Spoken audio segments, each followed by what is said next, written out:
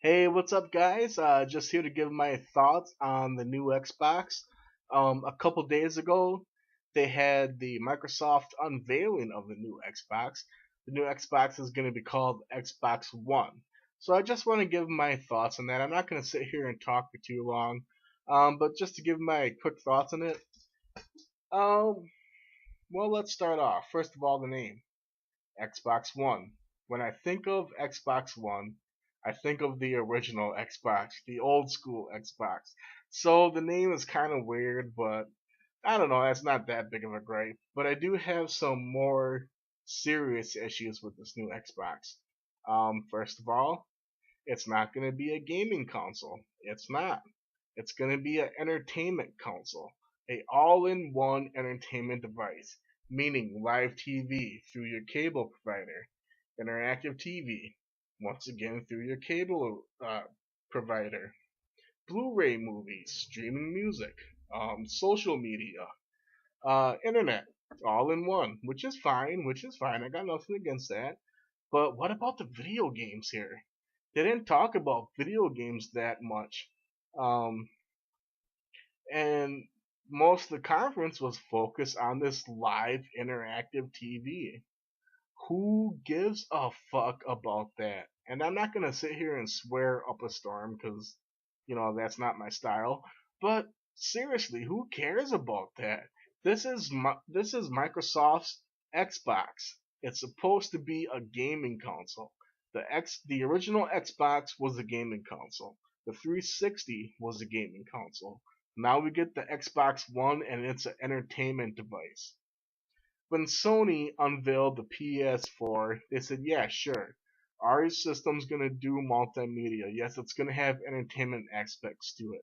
But make no mistake about it, this is going to be a gamer's console. Sony sold me on their press conference. Microsoft, I got doubts about it. And this is coming from someone who is a Microsoft fan.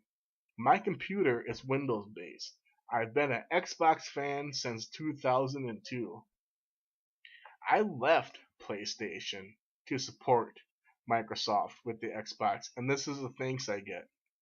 And it doesn't end there. You gotta talk about the requirements for an Xbox One. First of all, you're gonna have to have an internet connection, which isn't bad considering that like 80% of all consoles are hooked up to the internet. But just because they are hooked up to the internet doesn't mean it should be a requirement. What if you live in a rural area where you can't get internet? What if you can't afford the internet? What if you have the internet one month but some bills come up the next month and you have to let the internet go?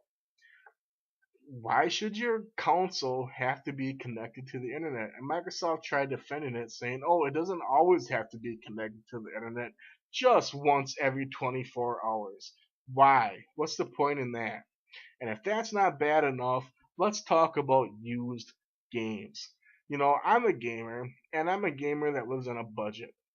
Sometimes my games I have to buy used from GameStop or my local used game store. Now, Microsoft says that in order to play used games on their systems, once you buy that used disc, you gotta throw it into the Xbox.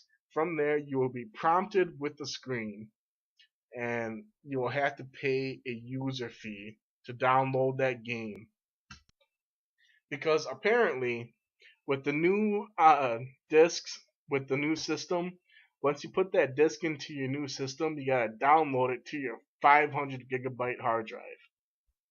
Okay, from there you get an activation code, and from once you activate it, then that game is forever tied to your Xbox Live account. Now, I don't want to trail too far off the subject here, but let's talk about that 500 gigabit hard drive. What if you're an avid game collector? You know how fast that 500 gigabit hard drive is going to get filled up just with installing games, not including game saves, not including downloading videos, not including any of that. That 500 gigabit hard drive is going to get used up in a New York minute, just like how the 20 gigabit hard drive got used up when the 360 first launched. It's just ludicrous. Why does this need to happen? It's just fucking nuts. That's the only way to put it. At one time, I was a PlayStation fan, and I left the PlayStation to go to Xbox. But after this conference, I'm pretty sure I'm gonna go back to PlayStation. All hope's not lost, though. I guess at E3, Microsoft can pull a rabbit out of the hat and say, well, listen, we can do things differently, but that's not gonna happen. Let's face reality here. Uh, the Xbox One is late in development. It's going to be released later on this year, so they're not going to make any major changes to it, especially with the Kinect. That's another thing. I never even talked about the Kinect yet. Now, the Kinect is going to be a major, major part of the new Xbox. At least with the 360, it was more optional, but with the Kinect, you're going to have it. So you can yell at your TV and say, Xbox, turn on. Xbox, I want to watch TV. Xbox, I want to play a game. What if you have a family? What if you have kids sleeping? What if you work a late job and you come home at night and you want to play a game? You gotta yell at your fucking TV to say, Xbox, turn on. Xbox, I want to watch ESPN. Xbox, let me play Halo. Are you flailing around your arms around the living room like a fucking monkey? Nobody wants to do that shit. Maybe I'm getting too far ahead of myself here. That's a very strong possibility.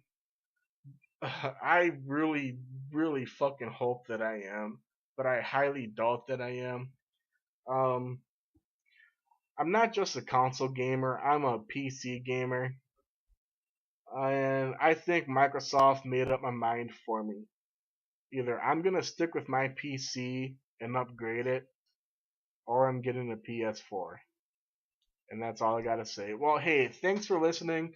Leave a comment below if you like, and I'll catch you later. Bye.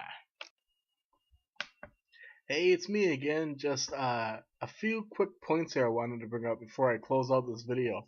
I totally forgot to mention that on the PS4, it will not require a always online function. You can play it straight out of the box. It does not require to be hooked up to the internet once every 24 hours.